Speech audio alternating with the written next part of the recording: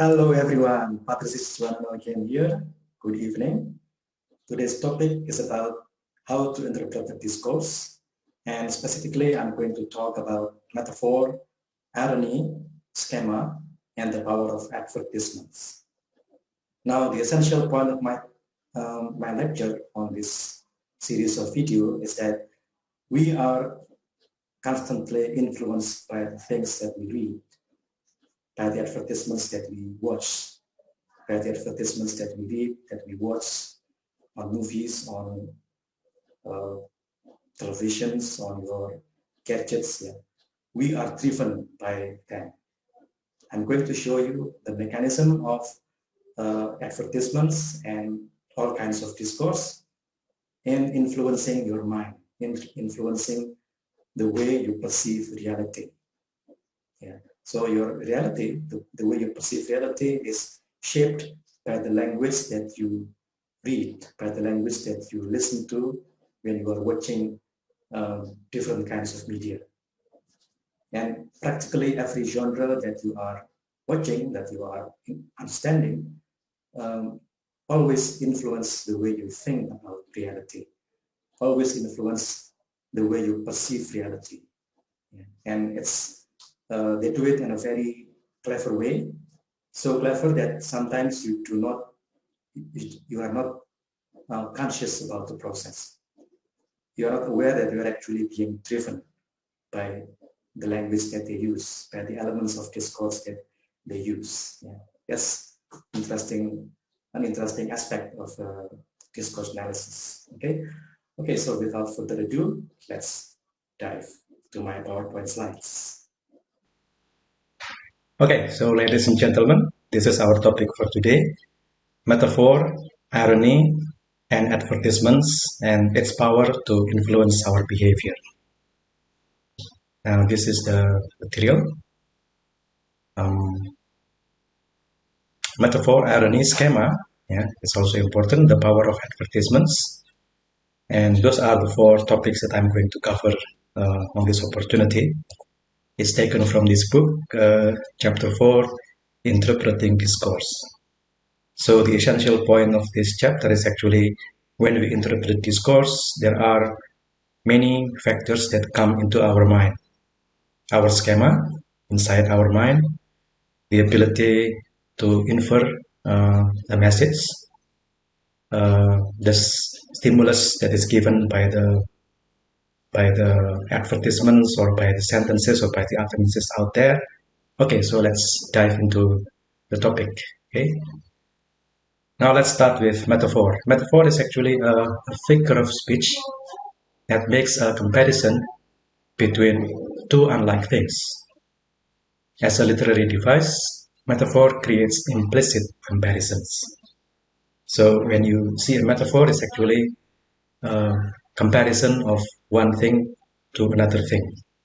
Yeah. It's defined in another way. That is a way of discussing one thing or one concept or one object as if it were something else. Now, this is also another definition for metaphor, which is probably easier for you as an alternative to the first one. Yeah. So, for example, if you see the sentence, "The lyrics touched my heart," yeah. Lyrics here is an inanimate object. An inanimate object which is discussed as if it were a hand that touches. Yeah, so in this sentence, you see an implied comparison between lyrics and a hand.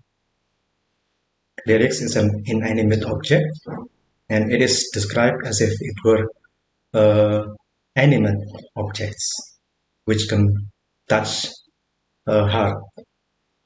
Yeah, so that is metaphor. Okay. Now, why we use metaphors? First is to explain a concept. This is quite typical in a scientific explanation. If you read an explanation about a scientific concept, the writer will use metaphor in order to explain it more clearly. So, for example, the writer is discussing electricity, and he writes something like this: electricity is like a pipe. Now you can sense that electricity is being compared to a pipe. Again, there is an implied comparison, therefore this is a metaphor. Okay, the pressure is the voltage. Again, the pressure of the pipe is the voltage. It's likened to a voltage. Yeah. Some of you might argue that when there is the word like, it, something is like something, it is a simile rather than a metaphor. Okay, fine, I can accept it. But the essential point is that a metaphor usually compares one thing to another thing, one object to another object. Okay. The second one is to express ideology. Yeah. So, for example, it's somebody who doesn't like a capitalistic idea, who doesn't like capitalistic ideology, who probably doesn't like neoliberalism. Yeah. And so the writer wrote something like this: economic growth amounts to cancer. Now, economic growth is being compared to a cancer. Now, this is used, or this is done in order to make the audience, in order to make it easier for the audience to understand the concept or to understand the explanation. And that is the use of a metaphor, to make it easier to understand. Yeah. The third one is promoting intimacy and expressing emotion, such as exemplified by the sentence, "You are the sunshine in my life." This is spoken by a lover to his lover or her lover. "You are the sunshine in my life." So you here is being compared to a sunshine. Again, there's an implied comparison, and therefore it is a metaphor. She gets pissed off. Now, the word pissed off here, the phrase pissed off here, of course, does not literally means that she pees. Yeah, but you know, this means very angry, right? Made to be angry. Okay. Yeah, that's the use of metaphors. Now, another way of expressing things is irony. Now, irony is when expressing an irony, the speaker actually does not believe that something he said is true. Yeah. And he or she also expects the reader or the listener to believe that it is not true either. Yeah. So this is actually funny, right? When you say something of irony, you believe that it's not true, and you expect your listeners to believe that it's not true either. So, well, why do we say irony after all? It's because it is used to express disappointment, yeah, or to exaggerate things. Yes, a means of doing that is called irony, to express some kind of disappointment or to exaggerate something. Let's see the example. A group of people are waiting for someone who is supposed to come on time. He shows up 14 minutes late. The leader of the group says to him, "Oh, thank you for coming on time. You have been so kind as to keep us waiting." Now, this is an irony. Yeah, of course, the leader does not expect this to be true, and he expects that everyone, including the person being addressed here,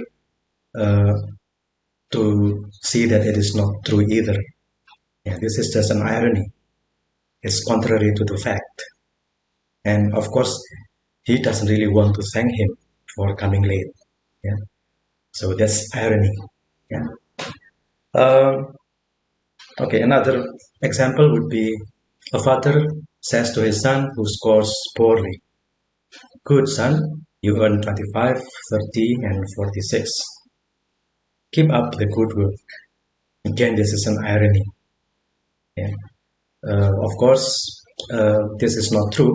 The father sees that this is not true, and he expects that the son also sees this as something not true. Why did he say it anyway? Well, just to express disappointment. Okay, so this is a unique use of irony. Yeah. Now, schema, the next one, is a structured framework in our minds about things in the world. It is the existing knowledge in our minds. Notice the word structured framework here. This is a very important concept in schema. Schema is some kind of knowledge in your minds, but it has to be structured. The knowledge that you have in your mind must be structured. So it's not loose bits and pieces unrelated to each other, but they have to be related to each other in some kind of structure. That's schema. Yeah. So for example, a schema about university will contain concepts as students, lecturers, credits, credit hours, and curriculum, extracurricular activities, and etc. And also how they are related to each other. So if you know the schema of university, you know that these concepts or these entities exist, and you know how they are related to each other. And that is called structure. You know somehow that students are taught by lecturers, and lecturers follow a curriculum. And besides the curriculum, there are some activities which they call extracurricular activities, which the students do in order to enhance their experience, to enhance their interpersonal skills, etc. And so you have not only those concepts, but also the structure that relates one to another thing, one concept to another. That's structure, and that characterizes schema in your mind. Okay. Now, a schema for eating at a restaurant, you can see the textbook. You have their culinary food, dishes, menu, etc. And also you have those structured in your mind. Okay. Wrong schema causes wrong interpretation. So for example, English letter students feel at loss when assigned to read an article about computer programming language, which is entirely different from English language. Yeah. Why? Because they haven't got the schema of such concept. They haven't got the schema. There's nothing in their mind which can help them interpret the programming language or the article about programming language correctly. Yeah, so they haven't got any schema about programming language. And that's why they are confused. They are at loss because they don't have the schema. Yeah. Similarly, an elderly person who are not used to ordering food from Gojek or from Grab, for example, will also be confused because in his or her experience, he never have this kind of schema. How to order food from Gojek, from Grab. Yeah, there's no way that he or she can do that in orderly manner, and that's different from you, from millennial generations. You have the schema of how to order food from Gojek, from those online service. Yeah, you know that. Okay, because you have the right schema. Okay. At first, and inferencing, that's the next one. You know advertisements, right? Now, the effectiveness of an advertisement depends on its power to make the audience infer the desired message. Remember this. So, an ad is effective if it can make the audience infer the desired message. So, essentially, advertisements makes the customers infer that, well, by buying the product, they buy other things displayed in the ads too. Second, by buying the product or enjoying the service, we acquire a certain social status. And by buying the product or using the service, we enjoy the situation or the atmosphere being displayed in the ads. Now that's the power of advertisements. advertisements is designed in such a way so as to make you do these three things. Yeah. You will want to buy the other things displayed in the ads. You will want to acquire social status as the people who are pictured in the advertisements. Yeah, you want to be equal with them. Yeah. You also want to enjoy the situation or the atmosphere being described in the advertisement. Yeah, that's the power of advertisements. Yeah. So you can have a go at this. You can find an advertisement from the internet and identify what inferences you make when reading the ads. In order to assist you, you can read page 138 in your textbook for additional insight. Okay. Now let's look at this advertisement. This is a Congruence biscuits advertisement, a very well-known advertisement, a very well-known product. Yeah, it's biscuits. Yeah. Now you can see this advertisement, and you look at the situation, and you want to have the situation. You want to enjoy the situation as well. This is a very intimate atmosphere between a mother and her children. Yeah, they are enjoying tea and biscuits. Yeah. Situation, the atmosphere is quite relaxing, quite happy, quite relaxed. Yeah. Also, you want to be in the same social status as these people. You want to be in the middle, upper class of society, yeah, because this is what is described here. You want to be in that social status as well. You want to acquire that social status as do the people here. Yeah. And of course, you want to eventually you want to enjoy the product. You are keen on tasting the biscuits. Yeah. By the way, ini papanya kemana ya? Cek Sano ya, papanya nggak diajak makan.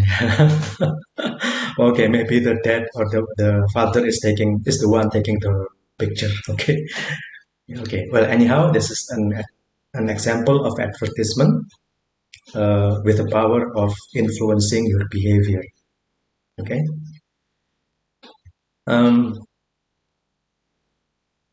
So if you look at page 139, you have advertisements about fabrics there, Dorma fabrics. And if you look at that advertisement, you will be led to believe that Dorma fabrics promises harmonious relationship between a couple, because two persons there having a close relationship is put on that advertisement. That makes you think that Dorma fabrics guarantees that you will have this harmonious relationship as well. Okay. Another implication or another implied message, further one, a deeper one, is bed sheet is not only for sleeping but also for making love. Well, you know that. Okay. Okay, so that's my topic of advertisement, schema, metaphor, and irony. Thank you and good luck. Goodbye.